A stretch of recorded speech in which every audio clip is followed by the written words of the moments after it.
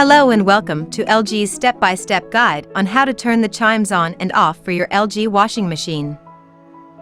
You can hear a melody or chimes when a cycle starts or stops.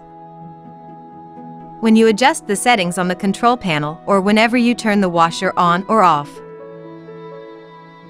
You can easily turn the chimes off whenever you want. Here is how to do so. First, make sure the washing machine is turned on. Next, press and hold the two buttons above the signal marker at the same time for 3 seconds.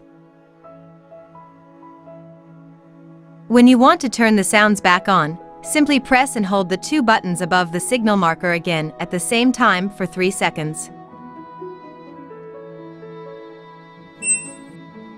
And it's that simple to turn on or off the melodies and signal sounds.